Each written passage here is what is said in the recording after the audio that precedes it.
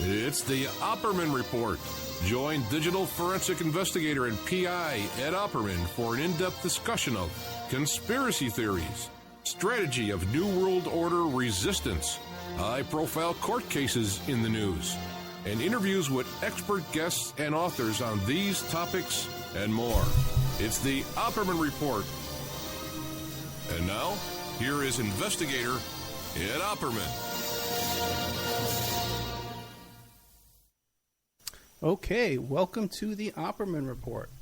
I'm your host, private investigator Ed Opperman. This show is brought to you by Audible.com. You go to audibletrial.com/Opperman Report. You go there for free. You sign up for free. Get yourself a free audiobook. Tonight, we are live. Let's see. Find a list of stations. We are live tonight on TalkSuperstation.com. Public Streaming Network Radio, awakeradio.us, awakeradio.uk, awakeradio.australia, wolfspiritradio.com, 1800onlinenetwork.com, Shizaz Radio, Just Us Radio Network, Scottish Sovereigns on the Land, MyRadiostream.com, the Opperman Report, on TuneIn.com. We're also on Stitcher.com. Then after the show, we'll go live up on, well, not live, but we go up on YouTube, Opperman Report YouTube channel. We go up on iHeartRadio. And we go up on the Spreaker channel. Well, in fact, right now we're live on Spreaker. You can get us there on Spreaker right now. So, tonight, without further ado, we got a really, really big show. Got a really, really, really big guest. We got a really, really big problem, okay, because our guest tonight, St. John Hunt, who is the son of E. Howard Hunt, the CIA agent, Watergate burglar, and confessed JFK assassination. But the only problem is that the phone number that St. John Hunt gave me is not the correct phone number. So I just called it up, and I got some woman. I don't think she knows who St. John Hunt is or is aware of the interview this evening. So I did get in touch with St. John Hunt this afternoon. He sent me his phone number. It appears to be the wrong number. Hopefully, I sent him an email to, straighten that out. And hopefully, man, he'll get that email in the next couple of seconds. And he'll see that we have the wrong phone number, and he'll give me a call. Otherwise, it's going to be 3 long hours, guys, okay? Because while I thought I was going to have some trouble getting hold of the guest today, because it was like last minute, he's in the middle of a move, I thought we had it all straightened out this afternoon when he sent me that phone number. But darn, turns out it is the wrong number. I got a lot of big announcements this week, okay, and I was going to save them for the after show this evening. After we had on this great big guest, St. John Hunt, who's the son of E. Howard Hunt. I was so excited about this show, so I even called my dad up and I told him, hey, Dad, you're not going to believe what I have on. The son of E. Howard Hunt. We're going to be talking about the Watergate break-in and the Bay of Pigs and the JFK assassination, all this kind of stuff, and he was all excited too. So hopefully we can get this straightened out before we waste too much time here. Because like I said, this is a really big show. This week, I did an interview with Hank Harrison, who is the father of Courtney Love. I did this on Wednesday afternoon.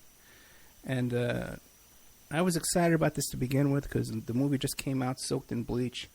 And a couple of weeks ago, John Potash, the author of Drugs Used as a Weapons Against Us, when John was working on that book, he was a guest on my show talking about his book about how the FBI's war on Tupac Shakur, which is an excellent book that brings out all this information about Tupac Shakur and how engrossed he was, and it was with the Black Panthers. He was totally involved with the Black Panthers, way more than I had ever realized. And we got the correct number from St. John Hunt. Good man. Good man. But anyway, I'll be talking about the whole thing. As soon as I get a hold of St. John Hunt here, what do you call it? I'll be giving the announcement about this Hank Harrison interview that we did. It's in the members section on OppermanReport.com. Okay? And he brought out some information that is so startling that I'm going to be doing a press release about this. I'm going to be putting out a press release this weekend as soon as I have some time. and some money. It's not free to put out a press release, And I'm going to be putting that out this weekend because he talks about how Courtney Love was actually dating a CIA agent that was a friend of his when she was a kid.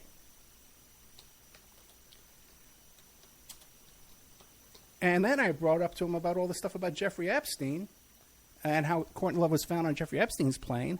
And he said, oh, yeah, Courtney was involved in all that kind of stuff. So I'm going to be talking about that right after we have our guest, St. John Hunt.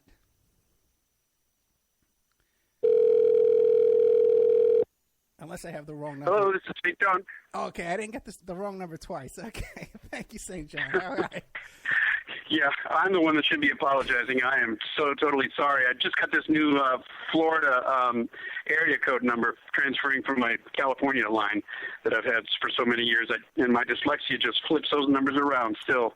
I had a feeling that was going to be it. I was going to try the other one. Okay, so we're live on the air. I've been killing time since until we got you here.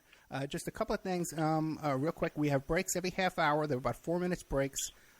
If we talk over the breaks, the audience can hear us talking, so we don't want to say private stuff over the breaks. Okay. Okay. No new assassinations or murders. You don't want to reveal during the breaks there. And also, no obscenities because we want to keep this in the public, not in the adult context section. Right, gotcha.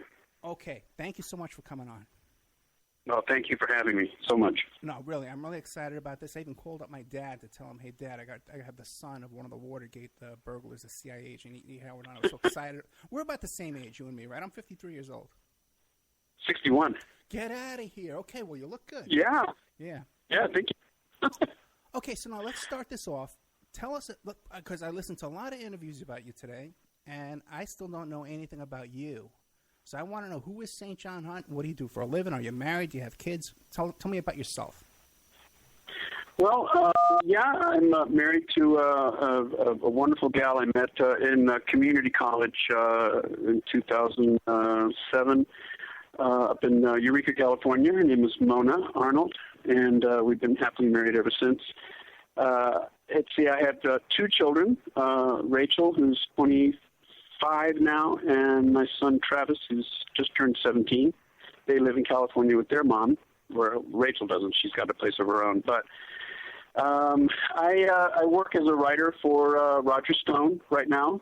And prior to that, for many years, I worked as a healthcare provider for in-home support services. I took care of a gentleman for 9 years who was a quadriplegic and had a lot of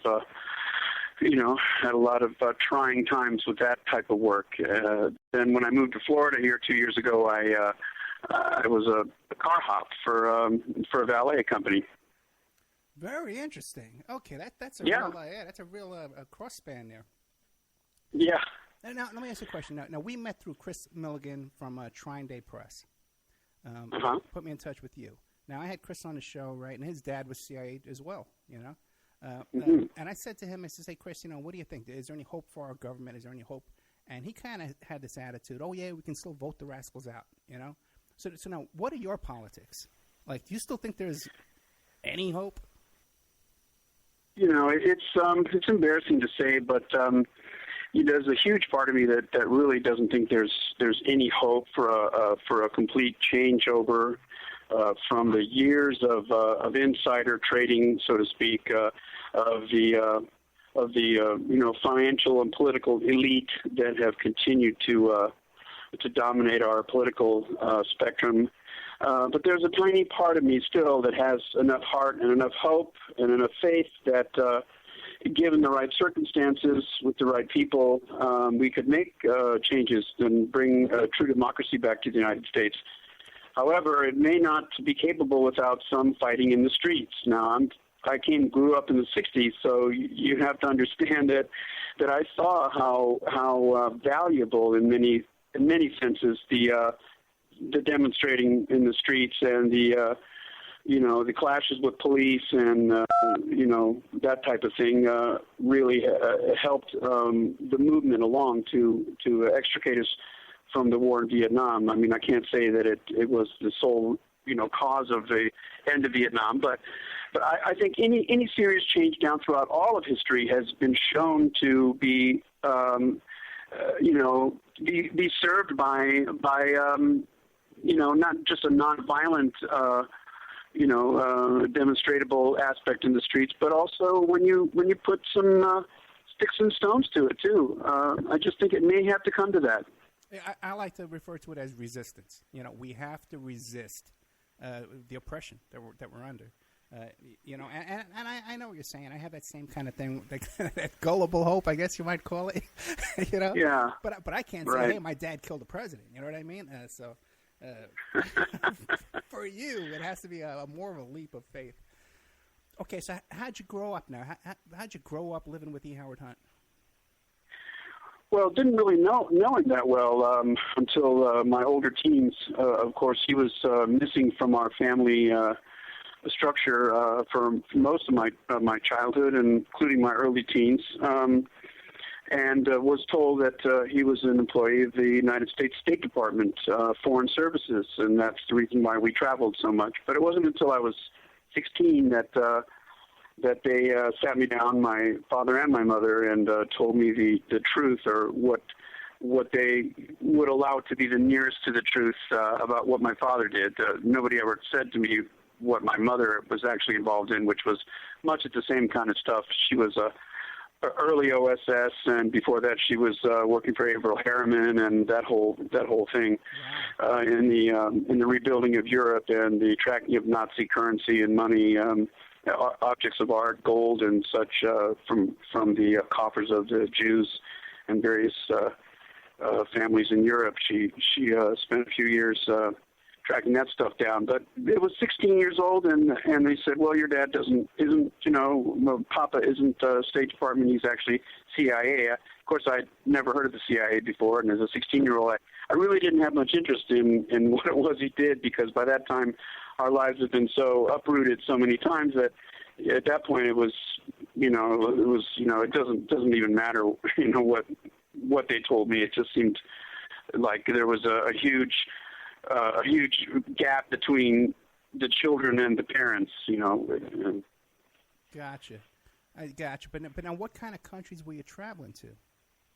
Well, born in D.C., and before I was 6 months old, we traveled to Tokyo, Japan, where we lived for 3.5 years. My first basic crude language was Japanese, and then we moved to Montevideo, Uruguay, for 4 years. I went to the French school down there, so I had to learn to speak some French to attend the school, but was surrounded by people that spoke Spanish, and I only spoke a bare minimum of Japanese. So it got pretty confusing most of the time. Then we moved to Mexico City, and then to the States, and then back to Mexico, and then after the Bay of Pigs, to Spain, to Madrid, Spain for a couple of years, and then finally back to the United States, where we stayed.